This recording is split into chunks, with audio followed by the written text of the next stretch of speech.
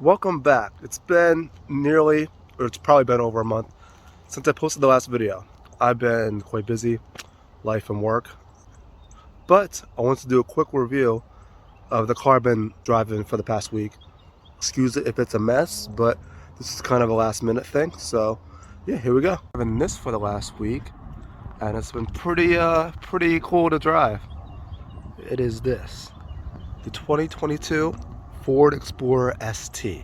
I'll just do a quick little walk around of the car outside. Yeah, so what made me choose this car? We don't really get a lot of like performance models on cars. I should have did a review in the last car I was in. I was in an Avalon TRD, which was pretty cool and pretty aggressively styled. But I saw this because we normally have a bunch of regular Explorers, and I was like, oh, I think that's something interesting because I've heard of these STs being a little quick, and I was like, let me try it out myself. So on the exterior, just did that little walk around. Things that are different than regular Explorers, because at my job we have a ton of Explorers. A lot of people like to rent those cars out. Things that I just noticed right off the bat that are different. One is the badge. Obviously it has the ST badge, and the grille. The black grille, the black badging. The wheels are different. This is like a base model ST, because you can get these with really cool 21-inch wheels that look, in my opinion, much better than this. You got the badge on the back, the ST badge back here. You got the quad exhaust. It finishes it off nice. Another thing I noticed was I saw this online somewhere, and it was like how to tell, if an Explorer is a cop car or if it's a regular pedestrian car. And they were saying, look at the roof, and if it doesn't have roof racks, it's a cop car.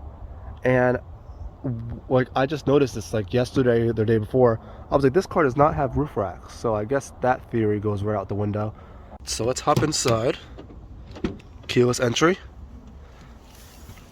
You get the ST logo with the grill in the background, and you get this nice mountain animation. This is on all Explorers. One thing I noticed is, compared to regular Explorers, this has a full screen. The regular ones do not have that. It doesn't have the full Tesla style screen that new Fords have. But turning it on,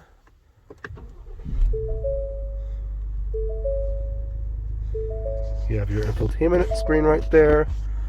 And I haven't noticed anything crazy. It's just a standard infotainment. It's just a standard infotainment screen. You have your apps here. It's really not much. You have your settings. You can do custom settings. There's no lighting like some cars have. Like I said, this car is weird because it doesn't have, features that I think would be standard on it. So I was just talking about the infotainment screen. It's kind of basic. It has everything you need. Of course, it has your dash right here. It's not that customizable, to be honest. And select different drive modes here. So you have your normal, your eco. Here, I'll show what eco looks like. There's a whole little, it's kind of long, the animation for it to get to that screen. It should be a little quicker, in my opinion. Eco just showed you what that is. Sport is the coolest one because it has the actual tachometer. Finished with the modes. There are some more modes here. So you got tow mode, which it looks like this. Again, they're all kind of basic except for the sport one. I think the sport one is the one that all the money went into. But trying to make it interesting, it has this what you would think is a wireless charging pad. It's not. It's just a place to put your phone at. It has some storage down here too for your wire. I still think Kia Hyundai, specifically, Kia Hyundai, they do it the best. With this Android Auto, Apple CarPlay, you don't need to plug in anything. You just connect through Bluetooth, and once you connect once, you're all connected. Also, this should be a wireless charging pad. I don't know why it's not. You're paying all this money for this car. The least thing you could have is a wireless charging pad right there. Heated steering wheel controls, heated seats right here. No cooled seats, which I was surprised, because even you can get cooled seats on Mustangs, so I thought that you'd be able to get that here as a standard feature, but you don't have that. Moving on to the second row, which in this car, it has a captain's style seat, which is kind of cool. So it's a 6-seater. If you don't need that space, but you still like this car. And it's roomy back here. You get armrest, and it's a nice place to be. The seats are very comfortable. There is no sunroof though, which you would think that there would be at least a small one, especially with a lot of these cars. These new cars now having full panoramic sunroofs. This isn't, you don't get any of that in here. So kind of skimpy. You get one USB-C or USB-A, put a regular cigarette lighter port, instead of getting one on each side. So I mean, it's kind of skimping you out on that. It's just kind of standard back here. It feels like, I mean, because I looked at the price of this car, they start around $50,000 just to get into presumably this model, because this model is definitely the base model. It's a lot of features that you don't get, and a lot of these features you get in a $30,000 Hyundai. So, and I know that the new Hyundai Sonatas, they have a lot of features that this car doesn't even offer, which is kind of crazy. And then you have your third row. I'll sit back here, see if I can fit. Oh, I'm about 5'10", 5'9".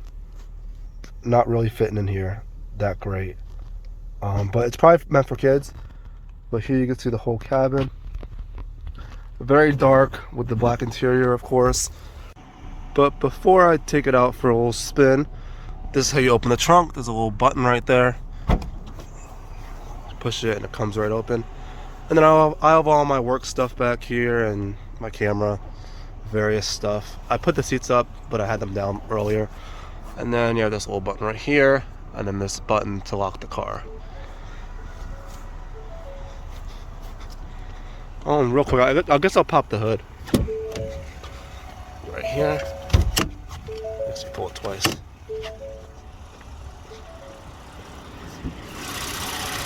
Alright, so this car has a 3-liter twin-turbo V6, putting out 400 horsepower and 415 pound-feet of torque. And it feels every bit that quick, despite the weight of this car. Now over here, I wasn't really able to see the turbo, but I saw it over here. It's right down there. If you can see it right there. And it's cool. It has a little strut bar.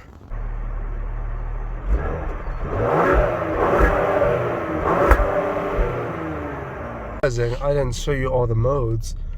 Right now I'm in trail mode. There's also deep snow and sand mode.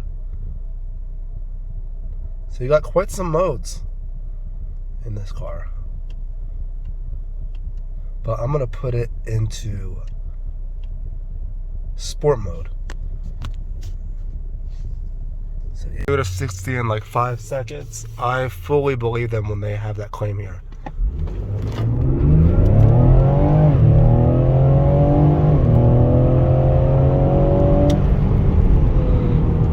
Is no slouch, and I really thought this car would just be like, oh, trim package. But when those cops are chasing you in these cars and you're like wondering why they're keeping up, it's because they got this beast of an engine in here. And at the aftermarket for these engines, I mean, it's just the beginning. It's just the beginning.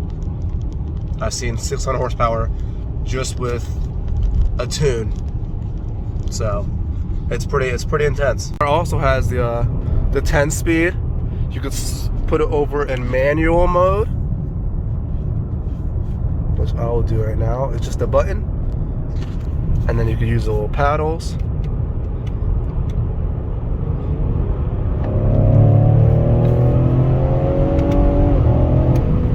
And it really goes. Like, it's just amazing how this car shrinks itself It is amazing.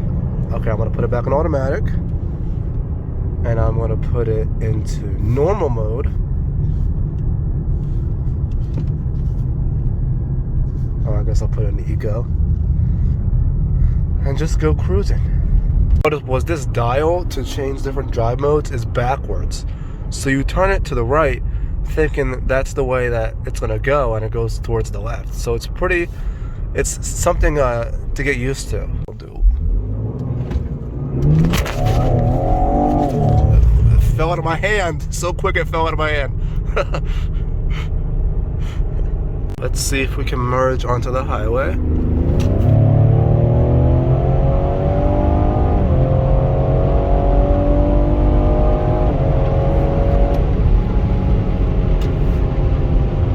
Yeah, it merges pretty good.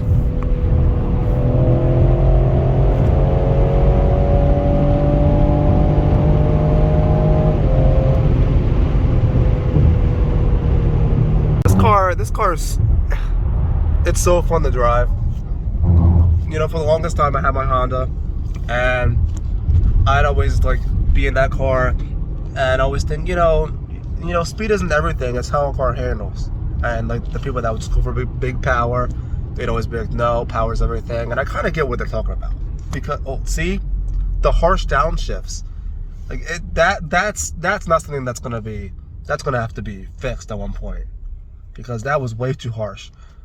But back to what I was saying, power is pretty much everything. Power is fun. It's fun to have a car that you can go like this, and it gets up, like it wants to party.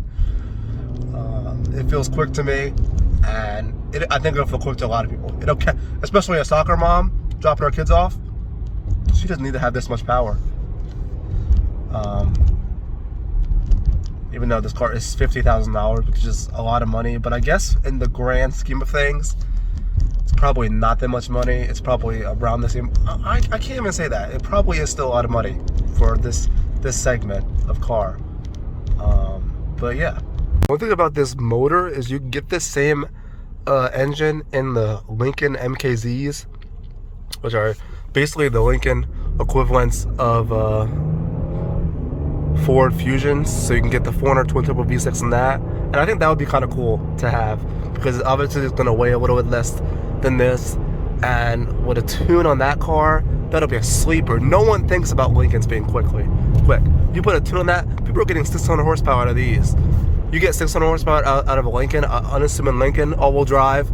That's going to be crazy, and I think that would be a great sleeper and a great daily too, while you're at it. I'm doing this video currently, and I realized I forgot to give it an outro, so thanks for watching. Make sure you follow my Instagram at OEM035, like, and give me video ideas of what you want to see next. So thank you. More videos to come.